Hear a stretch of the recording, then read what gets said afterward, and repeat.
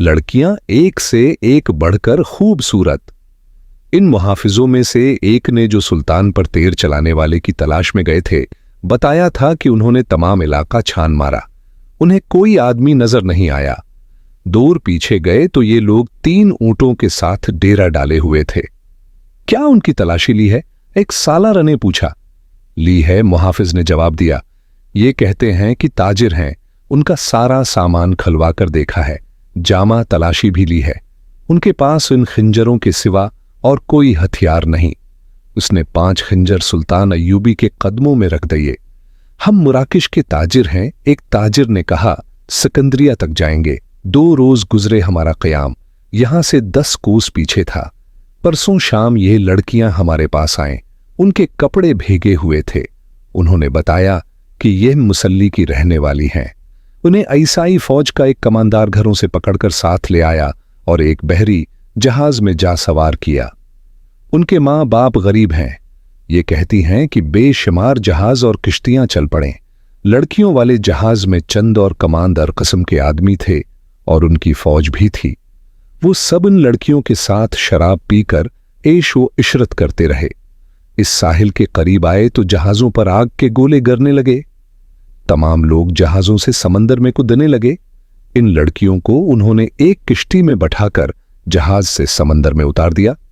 ये बताती हैं कि उन्हें किश्ती चलानी नहीं आती थी। किश्ती समंदर में डुलती और भटकती रही। फिर एक रोज खुद ही साहिल से आल गई। हमारा क़याम साहिल के साथ था। ये हमारे पास आ गए। बहुत ही बुरी हालत में थीं। हमने उन्हें पुनाह में ले लिया। उन्हें हम धत्कार तो नहीं सकते थे। हमें कुछ समझ नहीं आ रही थी कि उनका क्या करें। पिछले पड़ाव से यहां तक उन्हें साथ लाए हैं। ये सवार आ गए और हमारे सामान की तलाशी लेने लगे। हमने उनसे तलाशी की वजह पूछी तो उन्होंने बताया कि सुल्तान सलाहुद्दीन अय्यूबी अमीर मिस्र का हुक्म है। हमने उनकी मन्नत समाजत की कि हमें अपने सुल्तान के हुजूर ले चलो। हम अर्ज करेंगे कि इन लड़कियों को अपनी पनाह में ले लें। हम सफर में हैं। उन्हें कहां कहां लिए फेरे गए। लड़कियों से पूछा तो वो ससली की जबान बोल रही थीं। वो डरी डरी सी लगती थीं। उनमें से 2-3 इकट्ठी ही बोलने लगे। सलाहुद्दीन अय्यूबी ने ताजिरों से पूछा कि उनकी जबान कौन समझता है।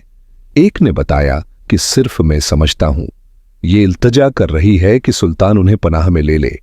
कहती हैं कि हम ताजिरों के काफिले के साथ नहीं जाएंगी। कहीं ऐसा न हो कि रास्ते में डाकू हमें उठाकर ले जाएं।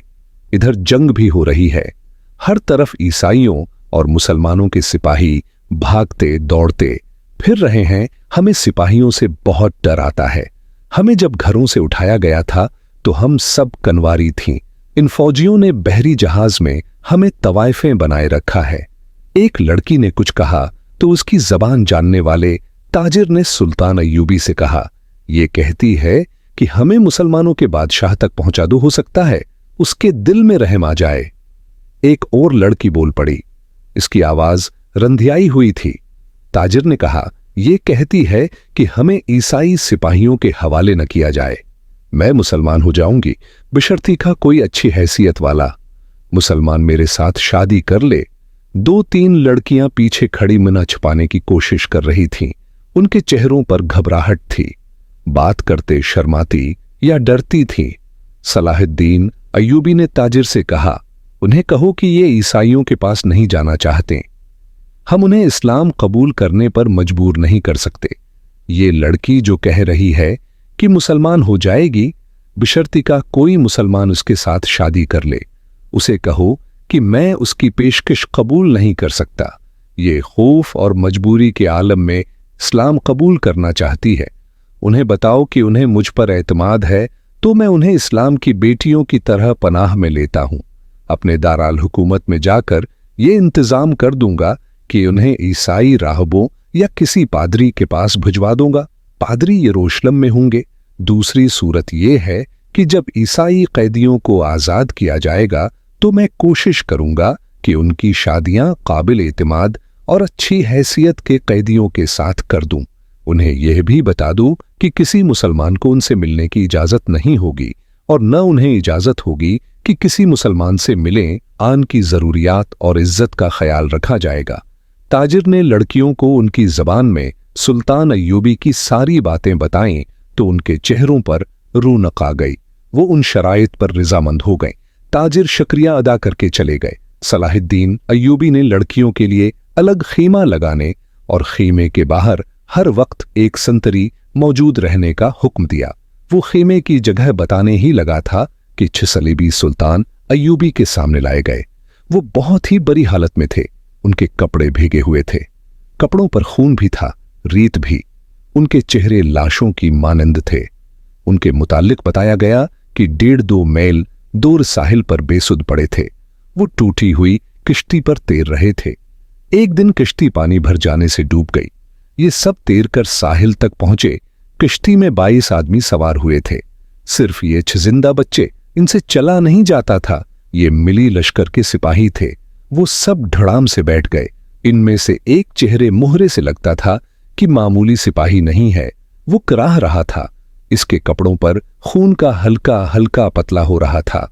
एक धब्बा भी न था, मगर जख्मियों से ज्यादा तकलीफ में मालूम होता था। इसने 7 लड़कियों को गौर से देखा और फिर कराहने लगा। ये सलाहुद्दीन अय्यूबी का हुक्म था कि हर एक कैदी उसे दिखाया जाए। चूंकि कैदी अभी तक समंदर से बच बचकर निकल रहे थे, इसलिए हर एक कैदी सुल्तान अय्यूबी के सामने लाया जाता था।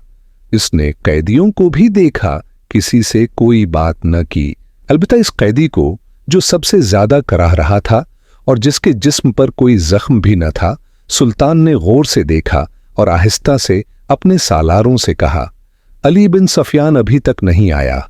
इन तमाम कैदियों से जो अब तक हमारे पास आ चुके हैं, बहुत कुछ पूछना है, इनसे मालूमात लेनी है।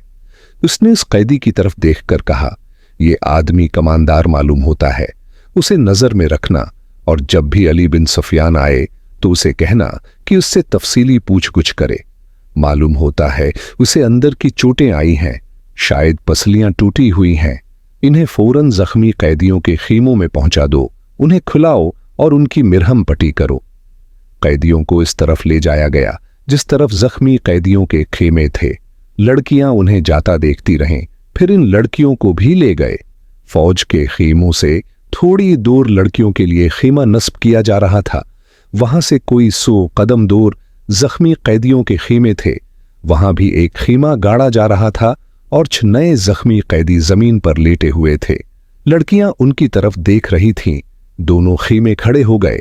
लड़कियां अपने खीमे में चली गईं और जख्मियों को उनके अपने खीमे में ले गए। एक संतरी लड़कियों के खीमे के बाहर खड़ा हो गया। लड़कियों के लिए खाना आ गया जो उन्होंने खा लिया। फिर एक लड़की खीमे से निकलकर इस खीमे की तरफ देखने लगी जिसमें नए 6 जख्मी कैदी रखे गए थे। इसके चेहरे पर अब घबराहट और खौफ का कोई तासर नहीं था। संतरी ने उसे देखा और उसने संतरी को देखा। लड़की ने मुस्कुराकर इशारा किया कि जख्मियों के खीमे की तरफ जाना चाहती है। संतरी ने सिर हिलाकर उसे रोक दिया। लड़कियों को खीमे से दूर जाने या किसी से मिलने की इजाजत नहीं थी। लड़कियों और 6 जख्मियों के खीमों के दरमियान बहुत से दरख्त थे। बाएं तरफ मिट्टी का एक टीला था जिस पर झाड़ियां थीं। सूरज गुरूब हो गया, फिर रात तारीक होने लगी। कैंप के गल गुपाड़े पर नींद गालिब आने लगी और फिर जख्मियों के कराहने की आवाज रात के सुकूत में कुछ ज्यादा ही साफ सुनाई देने लगे। दूर परे बीरे रूम का शूर दबी दबी मुसलसल गूंज की तरह सुनाई दे रहा था। सलाहुद्दीन अय्यूबी के उस जंगी कैंप में जागने वालों में चंद एक संतरी थे, या वो जख्मी कैदी जिन्हें जख्म सोने न देते थे, या सलाहुद्दीन अय्यूबी के खैमे के अंदर दिन का समा था। वहां किसी को नींद नहीं आई थी। सुल्तान अय्यूबी के 3 सालार उसके पास बैठे थे और बाहर मुहाफिज दस्ता बीदार था। सुल्तान अय्यूबी ने एक बार फिर कहा, अली बिन सफियान अभी तक नहीं आया। इसके लहजे में तशवीश थी। उसने कहा, उसका कासिद भी नहीं आया। अगर कोई गड़बड़ होती तो इतला आ चुकी होती। एक सालार ने कहा, मालूम होता है वहां सब ठीक है। उम्मीद तो यही रखनी चाहिए। सलाहुद्दीन अय्यूबी ने कहा, लेकिन 50,000 के लश्कर ने बगावत कर दी तो संभालना मुश्किल हो जाएगा। वहां नफरी 1,500 सवार और 2,700 प्यादा हैं। उनके मुकाबले में सूडानी बेहतर और तजर्बाकार अस्करी हैं और तादाद में बहुत ज्यादा। नाजी और उसके साजिशी टोले के खात्मे के बाद बगावत मुमकिन नजर नहीं आती। एक और सालार ने कहा, क़ियादत के बगैर सिपाही बगावत नहीं करेंगे। पेशबंदी जरूरी है, सलाहुद्दीन अय्यूबी ने कहा, लेकिन अली आ जाए तो पता चलेगा कि पेशबंदी किस किस्म की जाए। सलीबियों को रोकने के लिए तो सुल्तान अय्यूबी खुद आया था, लेकिन दाराल हुकूमत में सूडानी फौज की बगावत का खतरा था। अली बिन सफियान को सुल्तान अय्यूबी ने वहीं छोड़ दिया था ताकि वो सूडानी लश्कर पर नजर रखे और बगावत को अपने खुसूसी फन से दुबाने की कोशिश करे। उसे अब तक सलाहुद्दीन अय्यूबी के पास आकर वहां के अहवाल व कवायफ बताने थे, मगर वो नहीं आया था, जिससे सुल्तान अय्यूबी बेचैन हो रहा था। वो जब अपने सालारों के साथ काहिरा की सूरत हाल के मुताल्लिक बातें कर रहा था, इसका तमाम कैंप गहरी नींद सो चुका था, मगर वो 7 लड़कियां जाग रही थीं जिन्हें सुल्तान अय्यूबी ने पनाह में ले लिया था। एक बार संतरी ने खीमे का पर्दा उठाकर देखा, अंदर दिया जल रहा था। पर्दा हटते ही लड़कियां खराटे लेने लगे। संतरी ने देखा वो पूरी 7 हैं और सो रही हैं, तो उसने पर्दा गिराया और खीमे के साथ लगकर बैठ गया। खीमे के पर्दे के साथ जो आड़ थी, उसने नीचे से पर्दा जरा ऊपर उठाया। पर्दा आहिस्ता से छोड़कर उसने साथ वाली के कान में कहा, बैठ गया है। साथ वाली ने अगली लड़की के कान में कहा, बैठ गया है। और उस तरह कानों कानों में यह इत्तला 7 लड़कियां तक पहुंच गई कि संतरी बैठ गया है। एक लड़की जो खीमे के दूसरे दरवाजे के साथ थी, आहिस्ता से उठकर बैठी और बस्तर से निकल गई। बस्तर जमीन पर बिछे थे, इसलिए ऊपर लेने वाले कंबल इस तरह बस्तर पर डाल दिए जैसे उनके नीचे लड़की लेटी हुई हो। वो पांव पर है, सरकती खीमे के दरवाजे तक गई, पर्दा हटाया और बाहर निकल गई। बाकी 6 लड़कियां ने आहिस्ता आहिस्ता खराटे लेने शुरू कर दिए। संतरी को मालूम था कि ये समंदर से बचकर निकली हुई पुनाह गजीन लड़कियां हैं, कोई खतरनाक कैदी तो नहीं। वो बैठकर ऊँघता रहा। लड़की दब्बे पांव ऐसे रुख पर टीले की तरफ चलती गई जिस रुख से इसके और संतरी के दरमियान खेमा हाइल रहा। टीले के पास पहुंचकर उसने उस खीमे का रुख कर लिया जिसमें 6 नए कैदी रखे गए थे। रात तारीक थी, वहां कुछ दरख्त थे। संतरी अब उधर देखता भी तो उसे लड़की नजर न आती। लड़की बैठ गई और पांव से सरक सरक कर आगे बढ़ने लगी। आगे रेत की ढेरियां सी थीं। वो उनकी ओट में सरकती हुई खीमे के करीब पहुंच गई, मगर वहां एक संतरी टहल रहा था। लड़की एक ढेरी के पास लेट गई। संतरी उसे स्याह साए की तरह नजर आ रहा था। वो अब 2 संतरियों के दरमियान थी, एक उसके अपने खीमे का और दूसरा जख्मियों के खीमे का।